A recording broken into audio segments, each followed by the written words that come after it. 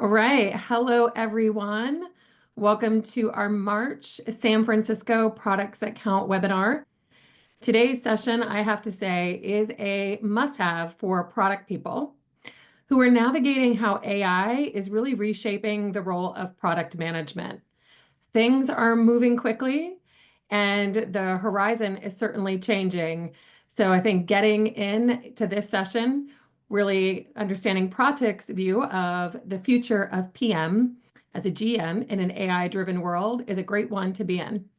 But before we jump into the conversation, I want to share a couple of quick highlights that really make the Products That Count community such a valuable space for product people like yourselves.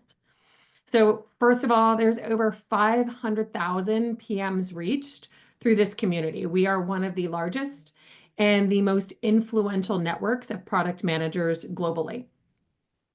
Next, there are thousands of expert resources out there. These are everything from webinars like this to podcasts to articles.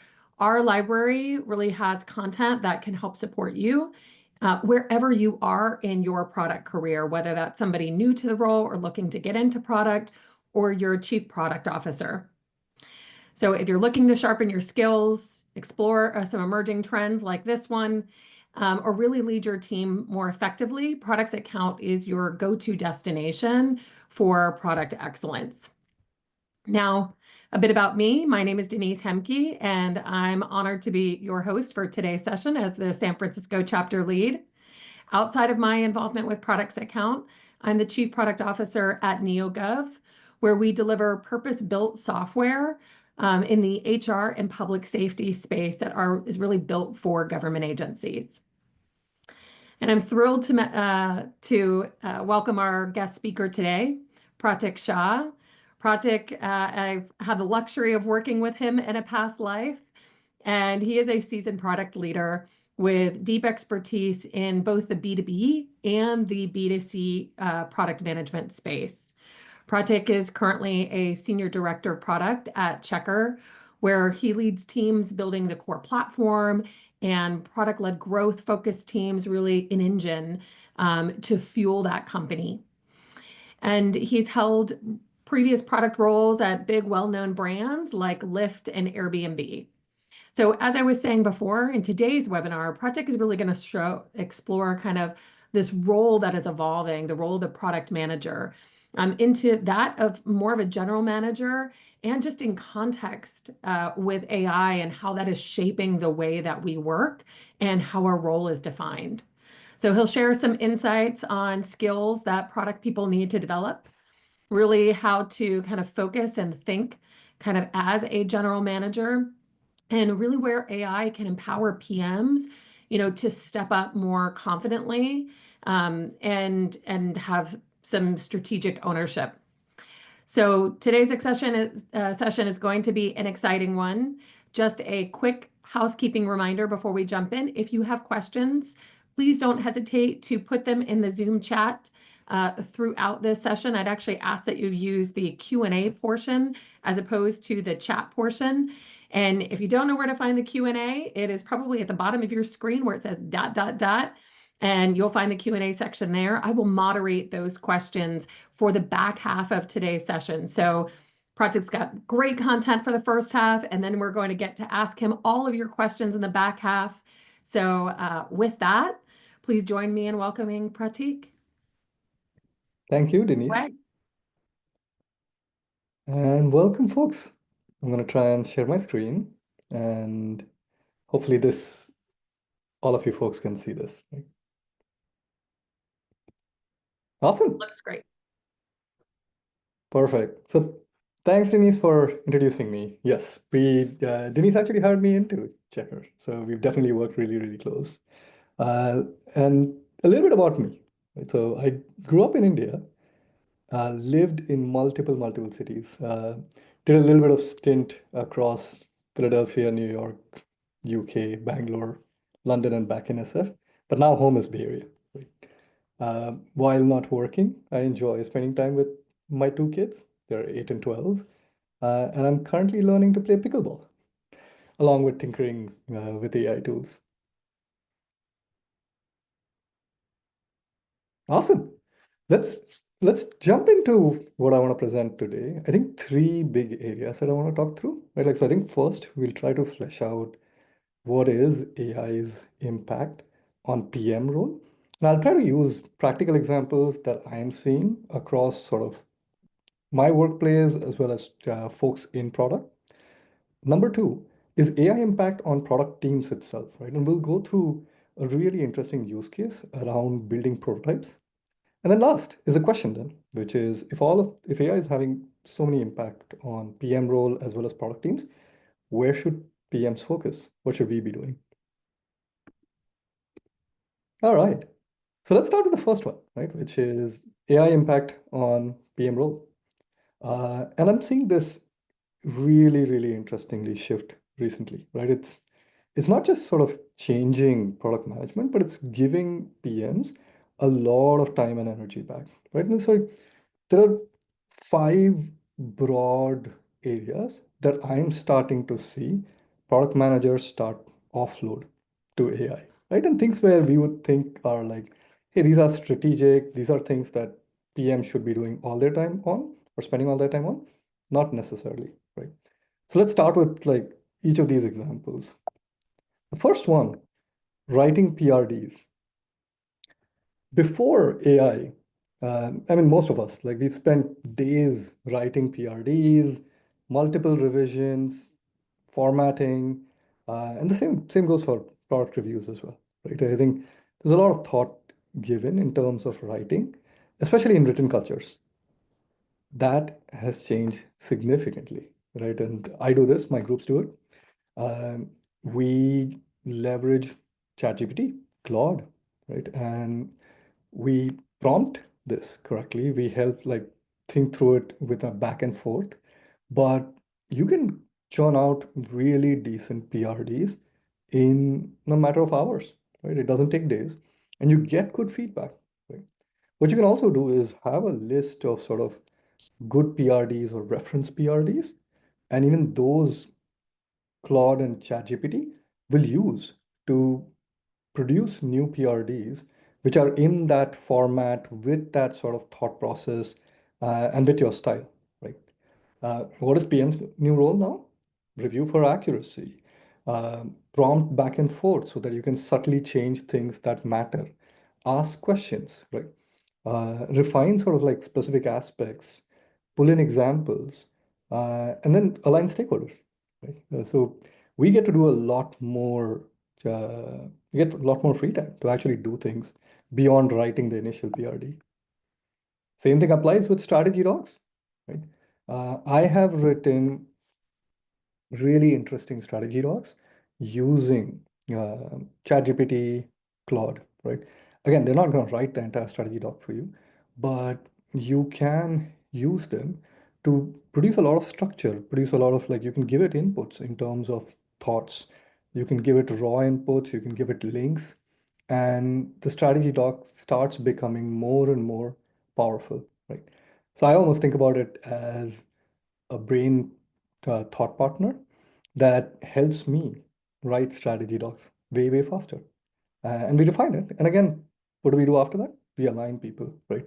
We use it to sort of ask questions, poke questions, and align folks. Competitive analysis. This is something we just did recently, even at Checkr, right? Where competitive analysis, marketplace analysis, what's happening, we can actually leverage AI tools to feed in information, to then start producing research reports where it can actually go browse the web, right? You guys have all heard of deep research and sort of what that can do. Use that, have prompts back and forth. A lot of companies have internal AI tools that allow you to leverage all the documents in the company itself, right? And that produces a lot of interesting outputs. What we're also doing is actually starting to feed customer research conversations into AI as well. And then AI is helping us summarize all of that, like as we think through market, competitive analysis, user analysis itself, right? Meeting summaries. I think this was like one of the earliest use cases, but it's still super helpful, right? Like it's sort of captures not just every word, but it actually helps um, synthesize, capture action items, and then you can refine it, right? Like before you send it out. That really helps keep things consistent and again, takes one thing off our plates. The last one is prototyping, right? So like all of us obviously are used to developing products where PM builds a PRD, works with design to build some sort of Figma mock, then it goes to engineering, but there's a lot of sort of things lost in translation, and the entire process takes a lot of time, right? All of that can now change really, really in a meaningful fashion, right? And I'll go walk through prototyping a lot more, but like the fundamental thought process here is that you can actually, instead of purely writing PRDs, PMs can build prototypes and prototypes which are pretty much as good as some of the Figma designs I've seen. But you can use this for validating. You can use this for jamming with designers. You can use this with jamming with engineers and just iterate really fast. Those are the five big things that I've seen happen in PM work, right? What does all of this mean? It means AI is starting to handle a huge portion of PM tasks, right? Um, your value is now in the critical 20% that you can now focus your time on. Do high leverage work. And to do this, like we have to adapt AI fluency and we have to focus on certain things which are far more critical. We'll talk about all of that, right, in a bit. But that's the first section, which was AI impact on PM role itself. Let's talk about AI impact on product teams, right? And the way I think about product teams is the infamous sort of EPDS, EPDD, right? Engineering, product, design, science, right? Um, Again, traditionally, very distinct sort of functions and very distinct sort of waterfall approach where you do certain things, then you pass it on. Even if like you try to make it very iterative, it's not that easy, right? I think with an AI first product development approach, we can actually go from PRD to prototype really, really fast, right? And I'll like walk through some tools on how this is done. But imagine like now you have an idea, you have sort of clarity on a customer pain point, turning that pain point to a solution, not just from a PRD, but also from a visual solution perspective with a prototype, which is clickable, usable, just changes the way you communicate things. It changes the way you can validate things, changes the way you can align folks really, really fast. Right? That's a big, massive shift. Right? And there are tools which are cropping up almost every few weeks now. Right? Uh, the big four ones that I really like are Bolt, Lovable, Cursor, and Replit, right? And they're sort of like each of them have different things that they're really good at. Bolt and Lovable, much more prototype uh, uh, area, right? Which is your early prototyping. You don't really know how to code, but you can sort of like prompt back and forth. Cursor and Replit are much more, you know how to code a little bit, and then it can help you build products much faster, much better, right? So again, pick your battle, but there are sort of tools across the spectrum, depending on your skill level and depending on what you're trying to do. Let's go through an example of sort of, and like we've done this, a lot of companies have hackathons, prototyping sort of ways. We've actually started doing this in a lot of our product development process itself, right? Um, and sort of very similar in terms of how we think about doing it, but just imagine like all of this super compressed within hours, right? You define something, you design it, you build it, and then you test it. The big difference being you can do this really, really fast, right? Again, PRD, input, output. The fun part is I'm not necessarily writing PRD from scratch and I'm not taking days to write a PRD. We can write PRDs in a matter of sort of under an hour, under 2 hours, even with a lot of thought given to it, right? Convert that into a real world prototype, right? Like now start thinking through, like I've literally used Bolt and Lovable, where in Lovable, I have pasted my entire PRD and said, hey, build this product for me, right? and it would start building a product, right? And of course, you can refine the prompt and you can say, hey, use these, you know, checker specific pricing or Lyft specific sort of products, right? And it'll look at it and it'll actually say, great, like I'm going to adjust the product that I'm building to refine what the output should be. Even design matching, right? Like, so what we've done is I give it Checkr's website and say, hey, make it look like Checkr's colors and fonts, and it will do that, right? So this is sort of like the first one, which is you're still defining, but you started playing around with the tool, right? You can do more. You can give it references. You can upload sort of like, hey, look at these sort of products or tools and get some inspiration from this. You can narrow the scope or you can increase the scope. I was building a calculator and I gave it an interesting fun prompt, which is make it fun for a 12-year-old, right? And you'll be surprised by sort of like the thinking that it does and the products that it produces, right? And here's where you get designs and you get like working designs. It doesn't just stop with design and like a prototype which is clickable. This is an actual product, right? So you can start doing things like integrate payments, integrate Google login, right? So it starts becoming more and more closer to a finished product, right? Uh, Lastly, you want to test this. Right? Testing with users, you can sort of look at issues. You can sort of like if there are problems in usability or if there are problems in code, you can like AI itself will actually tell you these tools will tell you the problems, but you can also talk to the prompt and fix some of the bugs itself. What is the final output for like these tools? Again, all of you folks should try one of these tools. You can build an end-to-end product in the matter of hours, right? And you can do it from idea to flow validation to bug testing to the final product. What does all of this mean? It's a massive shift. It's a massive, massive shift from like what the old approach was, where we used to have specs.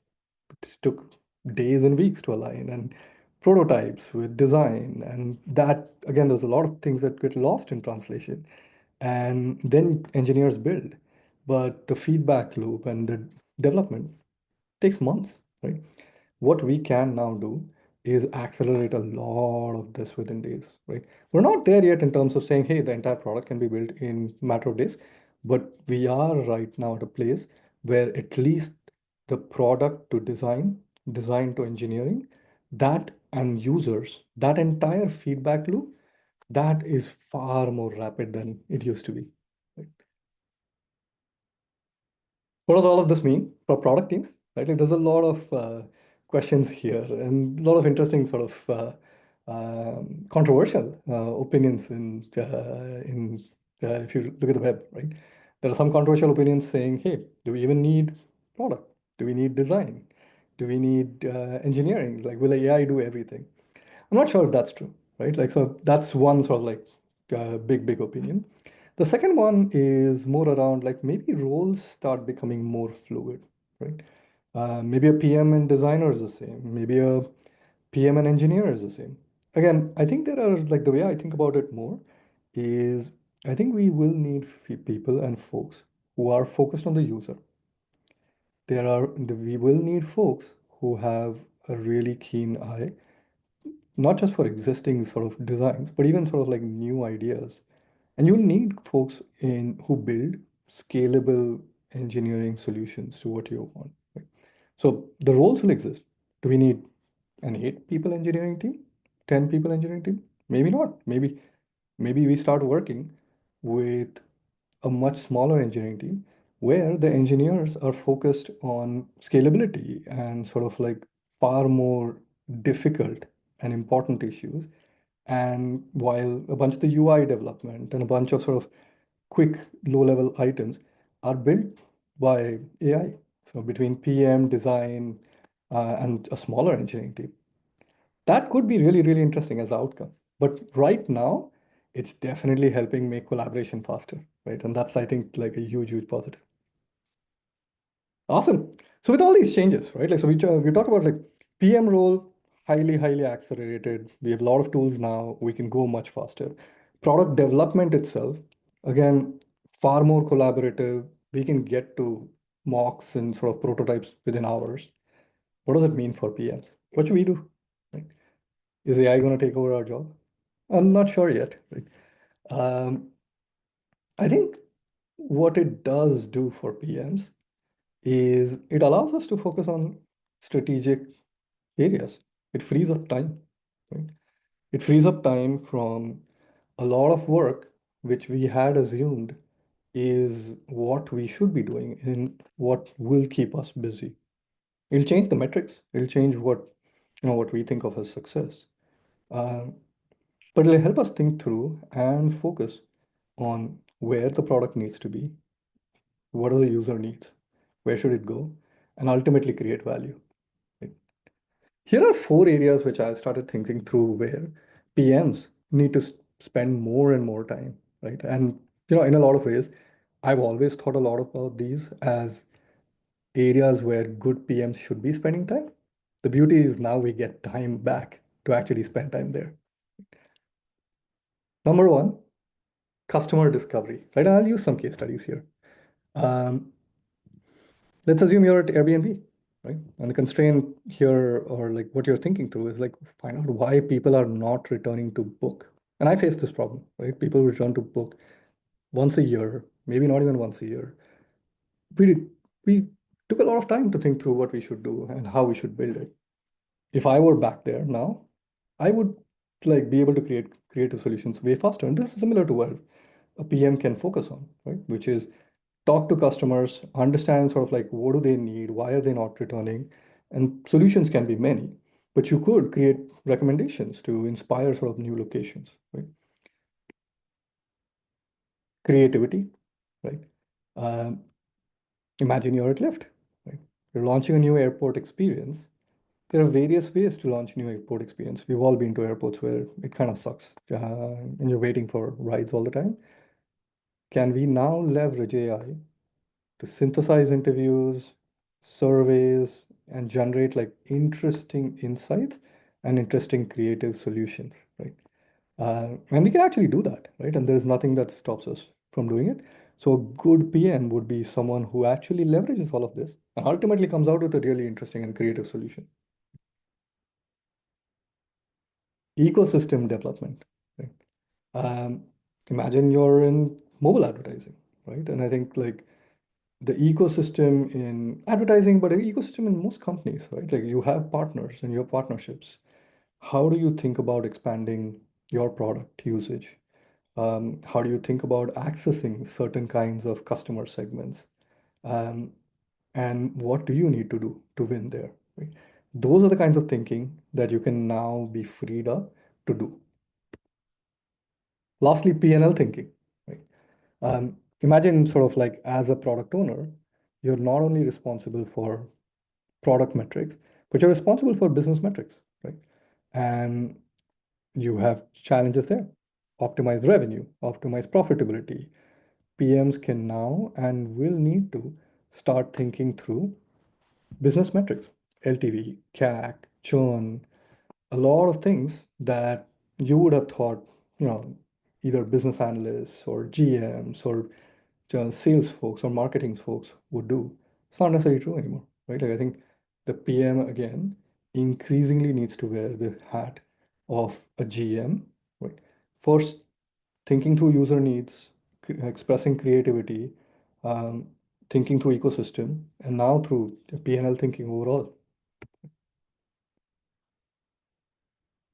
What skills should PM develop next? I think these are the big ones, right? I think spend a lot of time on customer discovery, right? Um, be customer obsessed. We now have time to do that. Right? Set vision, but you can be creative, right? And that opens up sort of not just what pain points you're solving for, but also in a really interesting and creative manner. Think through systems, think through ecosystem, right? How would you grow your product? What are some of the levers to do that? And finally, financial modeling, P&L thinking, we can own the revenue now. And this becomes a really interesting sort of approach to what PMs I believe will do in future. I think lastly to end it, more than anything else, I think I'd read this quote, which was interesting as well, right? Like, which is, yes, not going to take our jobs right now. But I think who will continue to accelerate here are PMs who use AI, right? So I think learning to leverage all the AI tools, and the industry is sort of like shifting every few weeks, and but still learning to use them, playing with the tools to start doing discovery, to start sort of like making better decisions, writing PRDs, getting like prototypes out, automating our workflows, and ultimately leveraging AI as a thought partner, right? Uh, that's the PM that will uh, generate the most value for the company, right? And build products that are truly winning. Right? That's the end of my slides, folks. I think maybe a punchline here is I actually built this slide deck with an AI tool that helped me define my thoughts, right? Like I basically gave it, here's my 30 slides slide deck. Make a slide deck for me, and I could actually work with it to refine it. So that's an example of sort of like how we could optimize things. Hey, Pratik. First of all, thank you. I think that was a really great presentation, and I know questions are starting to queue up. One of the questions happened to be exactly that. So can you unpack like your process a little bit more? What did you use initially? I think you used a two-step process if I remember our discussion right in creating this deck. Yeah. Let's talk to that. So when I was thinking about creating this deck, I obviously had a lot of thoughts, right? And I had two options. Option one, like build everything from scratch, think through it slide by slide, and come out with like a mediocre product, right? It's like it would take me 20 hours, build really nice slides, and like think through it. What I now had was a couple of AI tools which could help me think through this, right? So step one, I used ChatGPT, right? And that was very much around me starting to chat with ChatGPT and thinking through, hey, here's where I think the future of product management is. Here's where I think AI is going to be helpful. Here are some like articles that I've read and opinions which are controversial but interesting. Here are some tools that I've used recently. Make me a slide deck, narrative, about 20, 30 slides, right? And ChatGPT output something. Um, it was okay, right? It's like version one, not too bad. It's like, all right, fine. Let's refine it a little bit, right? So then you start giving it prompts around like, you know what? Let's think about the big themes. Like, what am I trying to say? What's my story, right? And then you can sort of have like, sure, theme one, like AI on PMs, and theme two, AI on product teams, right? And there was a narrative and a story coming through. And this was all chatting with ChatGPT. This was about an hour or two, right? I got to a place where I was like, yeah, I'm happy with this, right? Step two, I found a tool, I think it's called Gamma, right? And that tool and there are a few others like that, right? And it turns out even ChatGPT can like export things to Canva and Google Slides. But I think I preferred that tool.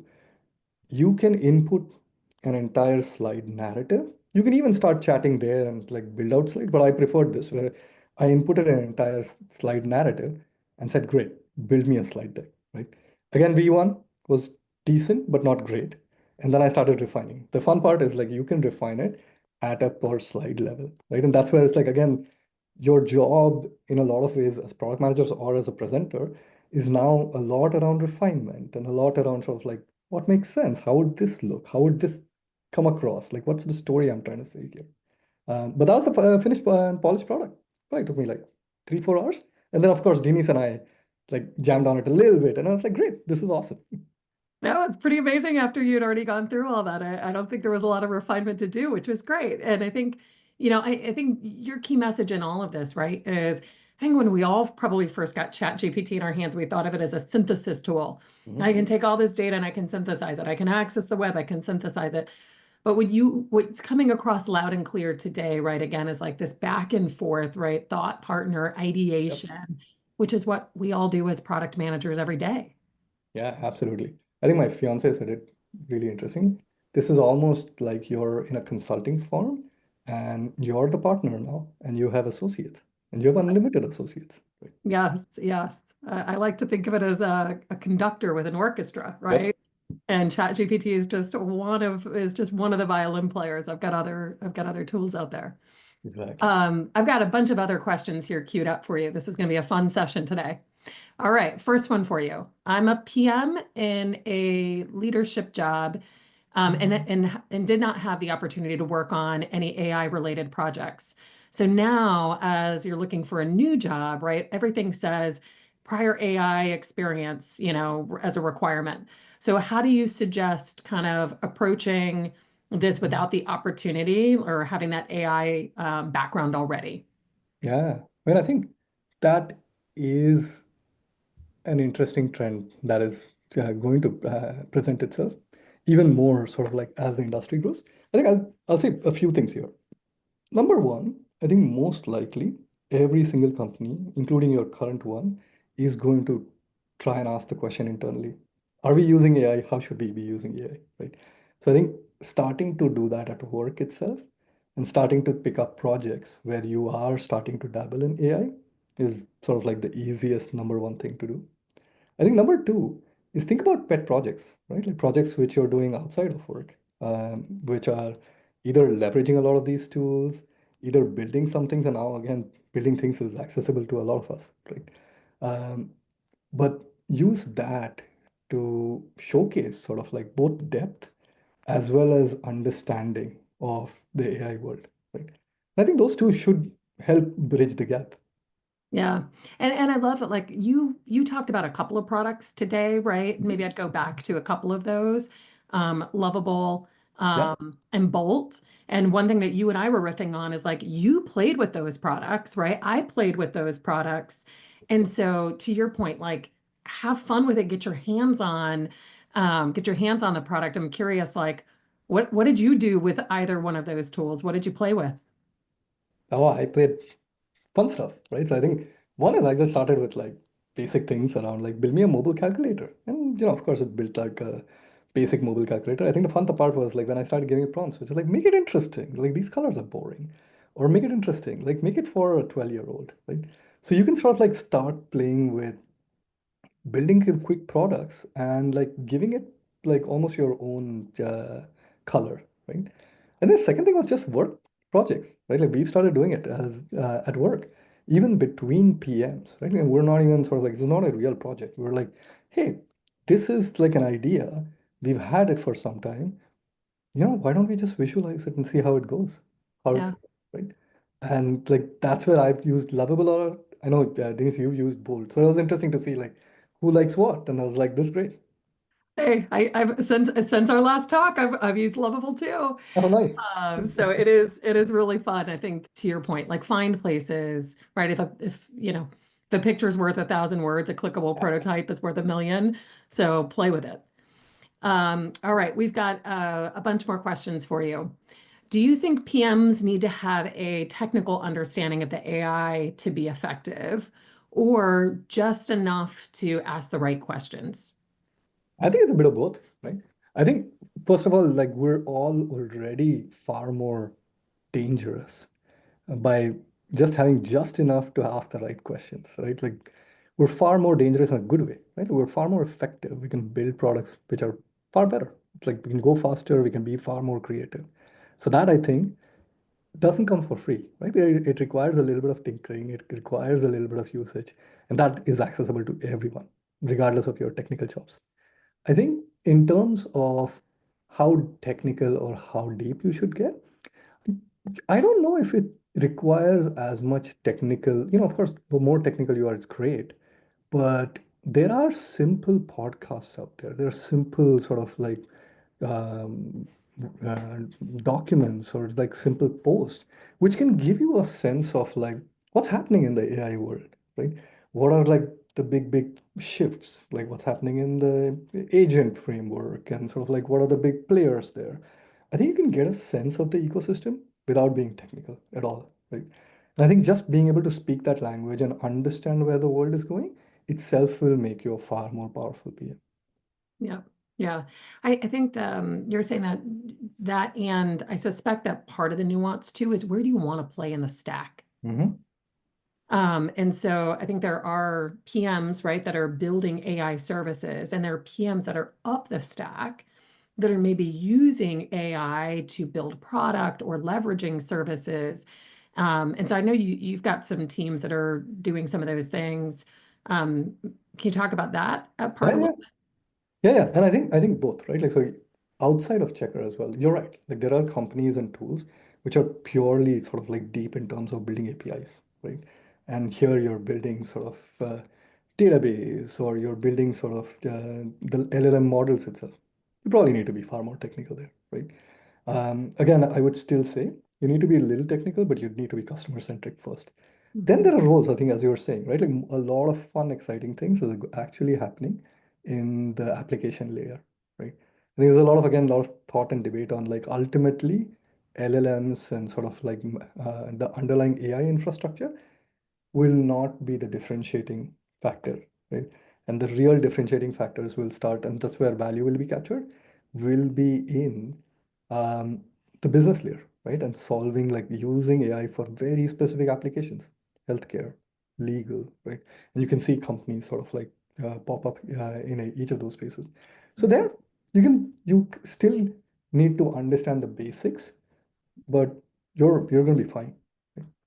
At Checkr as well, we use it for a lot of things, right? And like a lot of my PMs, some of them are not technical, some of them are slightly more technical, but we have internal, like you have an ML team, you have sort of data scientists, we use LLMs, right?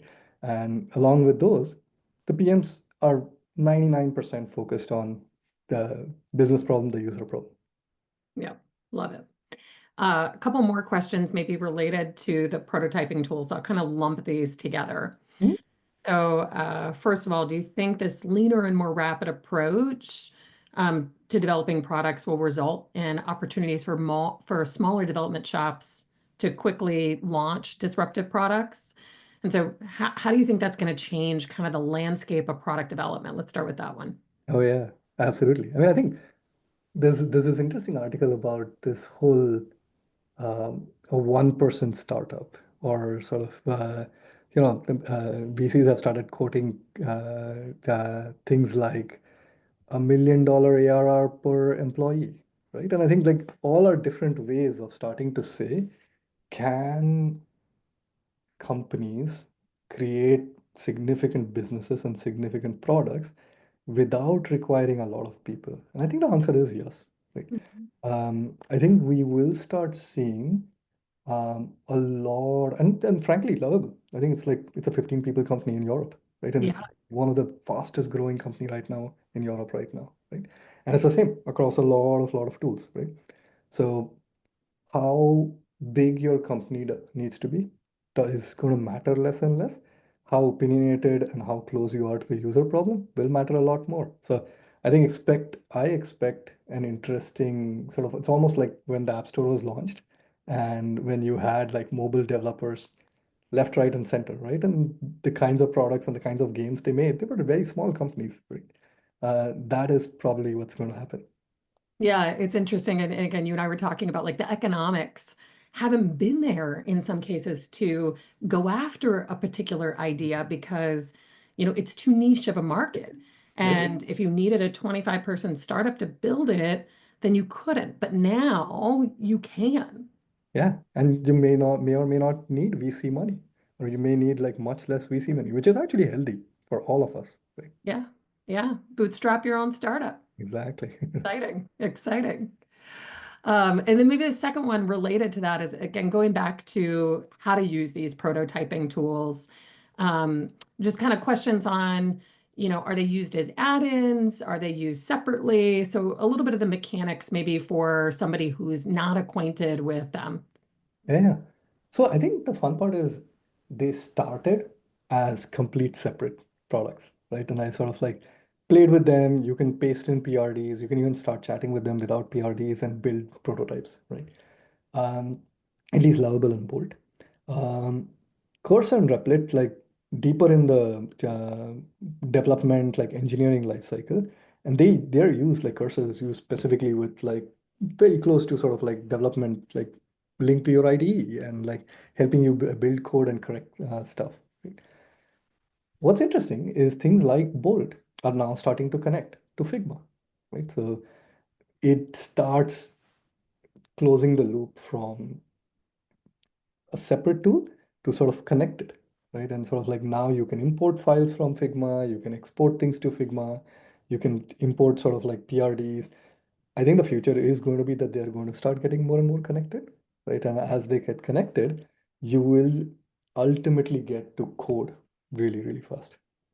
Yep. Yeah, that is just exciting times, right? The landscape is changing, it's evolving so quickly. All right, I'm going to switch gears maybe away from the prototyping tools, which are interesting and certainly are Mhm. playing a role in our changing job. Here's another one for you. How useful are LLMs for accelerating or focusing on product market fit analysis? Fairly, fairly, right? So I think a lot of analysis on product market fit is A, how closely are users like how much are users loving your product and how often are they using it? Right? Because like the fundamental definition of what a product market fit is in my mind, right? You measure this usually using retention and NPS, right? How often are users coming back and how much they love your product? You can start getting a lot of signals on that through LLM. Number one, again, you can start first getting clarity on just what you're building, what pain points are, right? So through user discovery, feeding it back, sort of like, here's what our users are telling us, feeding it back NPS results, right? That will start, like LLMs are getting used there itself to start giving you a picture of like, hey, what's happening? I can feed in like in a Checkr, like we have an internal LLM. You can feed in any company data and it'll sort of like give back what you're asking for. Whether you're asking for graphs and charts, which tell you and help you define your product market fit, or a qualitative sort of like output of saying, here's probably why users aren't coming back as often as you want, right? Or here's probably why you're getting sort of NPS results which are not great. Here's the summary. I've looked at like 10,000 customer support tickets, and here's probably the big things that you want to go tackle.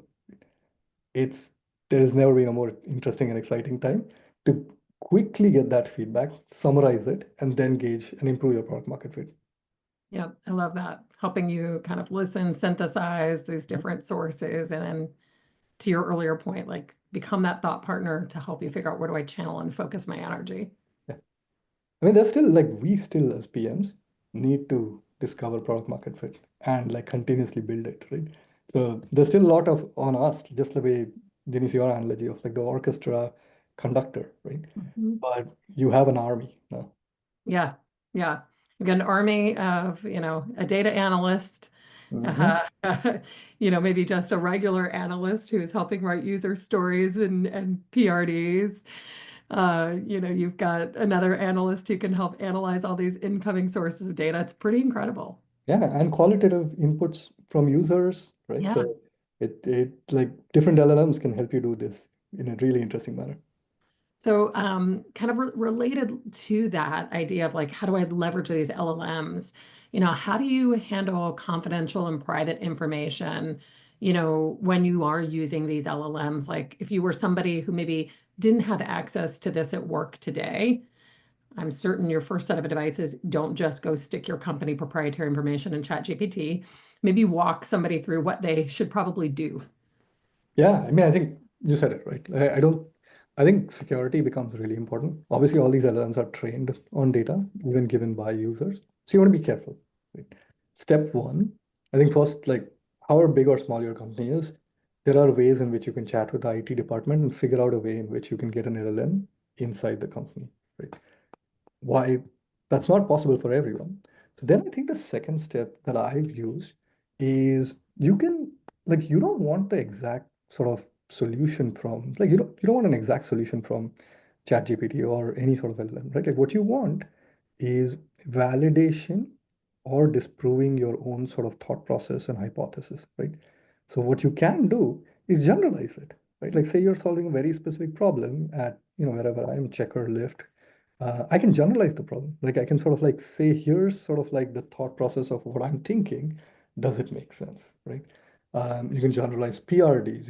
And like you can take that and then put it back into your company, and then actually work on it in terms of like making it far more specific. Again, the thinking here is you want to leverage. You don't want to leverage LLMs and ChatGPT for like 100% answer, right? Like you want to use it to become a sparring partner and then help you do your job much faster. Yeah, yeah, I love that analogy. Um, so here's another one for you. You emphasize this shift, towards customer discovery, systems thinking, PL ownership. Mhm. What's the most underutilized skill that you're seeing today, kind of in that bucket?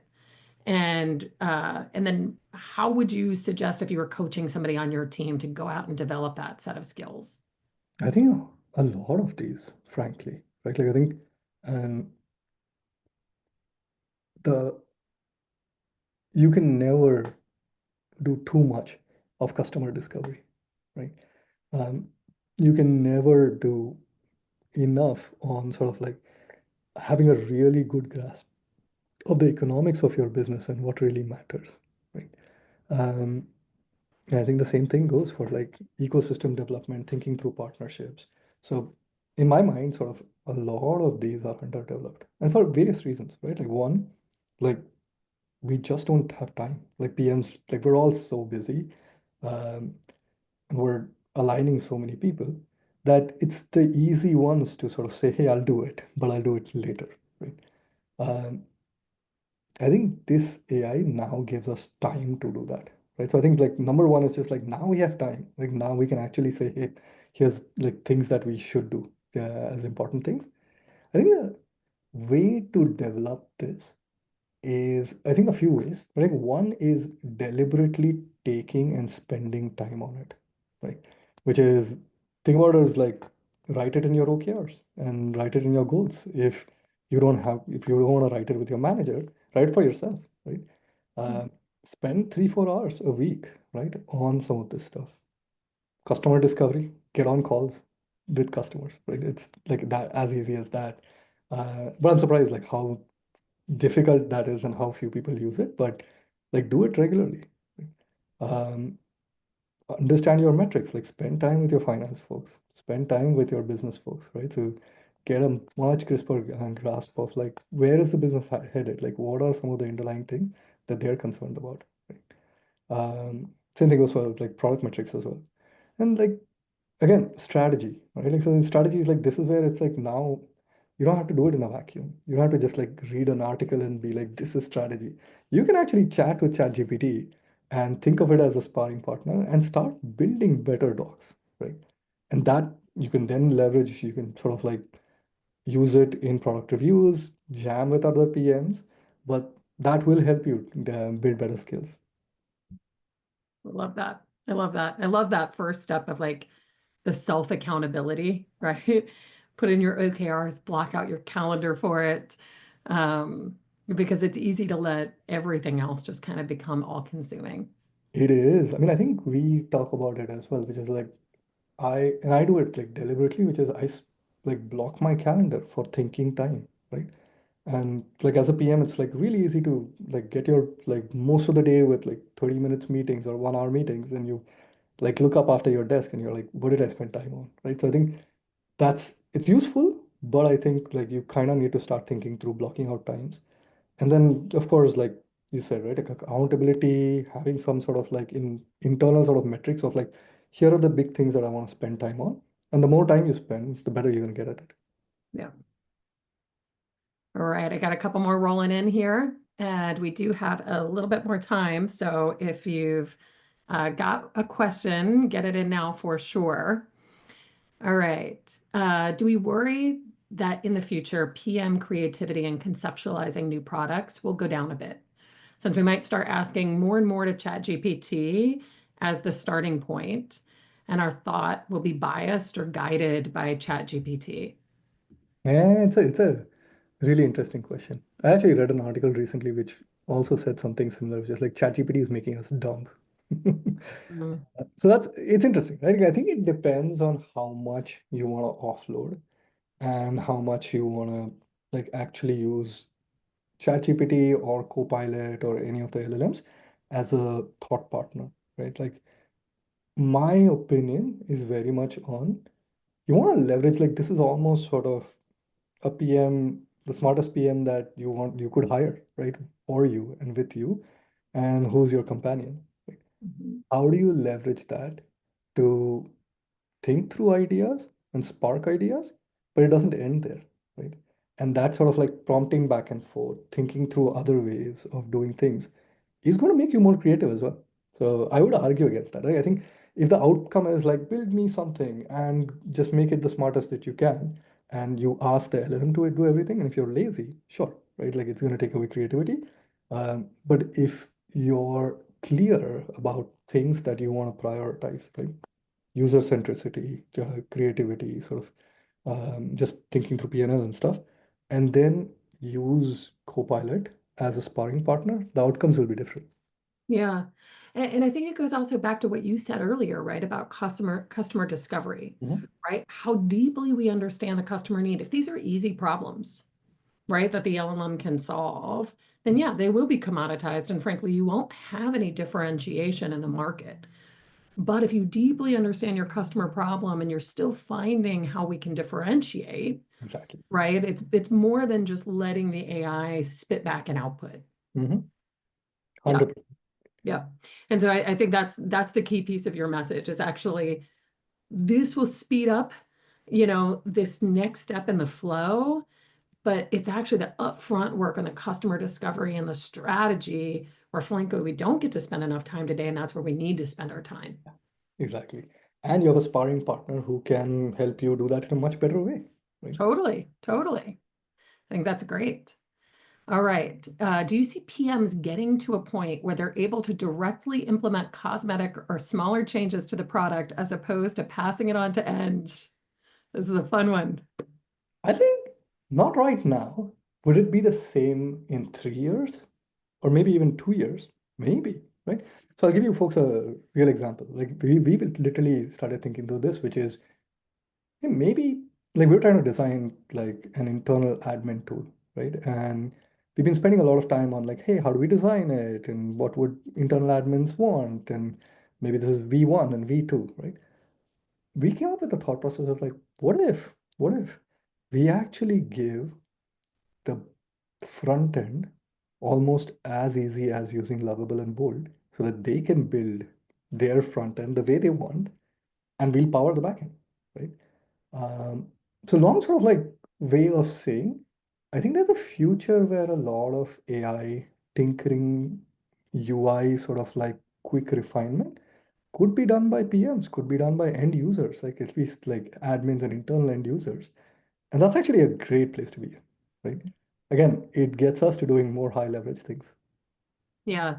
And I think you and I talked about it a little bit, which is like it could be PMs, it could Mhm. be design, right? There might be this convergence of some of the roles. But there is a world, and I think if you kind of dig into like Lovable, for example, they'll say their product is kind of unique in the sense that you can start with Lovable and then also get in there with Cursor, right? Mhm. And Cursor is pretty widely used by engineering teams, and so I think there is this world where these things can come closer and closer together, and it's just about time. And I think like another fun example I have is like right now, a lot of design time is spent QAing engineering outcome, right? Like, so it's like the way, again, the waterfall approach, unfortunately, is like, hey, design something in Figma. When engineering builds it, you kind of have to refine it and you kind of have to be like, hey, did you have the eye to look at like button and button color and the exact positioning? You could do all the designer could do all of that, right? And that frees up like everyone. Yeah. Yeah. I mean, if they can own it end to end, right? And I think when you think about that piece of, hey, then, if a designer can do it instantaneously, if a PM could do it instantaneously, what does that do to how you prioritize work, Mhm. Exactly. right? It Okay. changes the game. Yes, fun times. Fun, fun times. All right. I'll maybe switch gears to something less exciting, but grounded in the real world. So, as you know, there are a lot of companies that are continuing to lay off a large amount of people, product people, PMs. And so, what should potential candidates do to stand out right now? I think I would argue it's some of the things that we chatted about, right? Like, which is like in my mind, like what makes a great product manager, right? Um, build great products, right? And you showcase it with your past experience, but you also showcase it with deep customer centricity, deep understanding of sort of not just a process now, but like what are the business metrics, product metrics that we're moving, right? Um, spend time there, right? That's a big one. And second now is sort of AI literacy, right? Like have an opinion on what's happening in the world, have an opinion on what's happening with like an excitement about how AI is going to change a bunch of industries. I think those two will help you stand out. Right? Yeah. And maybe just in the spirit of, I think that's great. You and I also talked about like, hey, there is, I think, worry that like AI will take people's jobs, AI will shape Mm-hmm. managers' jobs, but it's going to open up all these opportunities, like we talked about earlier, to explore, things that maybe we haven't been able to explore before. And that means industries that have been starved of innovation will also have kind of the chance Yeah. um, to innovate in ways that maybe we haven't historically innovated. So, any final notes, any final wisdom on this that you would leave us with in these last moment? I think I think you're right on like the expansion of industries, the expansion of kind of roles that you could apply will be far larger, which means like big tech isn't the only place to consider sort of like future opportunities, right? I think in a lot of ways, I would say a lot of us have been trained in tech roles and tech industries, and we can now take all of this, right? Like the same classical product management skills will apply to seemingly non-tech, but increasingly more technical and AI-driven industries. That's what I would sort of like leave everyone with. I love that. I love that. It's a very, it's a bright future, I think, ahead. And I think your message again is get your hands dirty, put your Mhm. fingers on it, right? Enjoy the moment. It's a unique moment we're living in. It definitely is. Yeah. Well, Pratik, always a pleasure. Thank you for spending time with all of us at Products That Count today and sharing your experiences. Thank you so much. Thank you, folks. Thank you, Yeah. Dave. All right. Take care, everybody. Bye.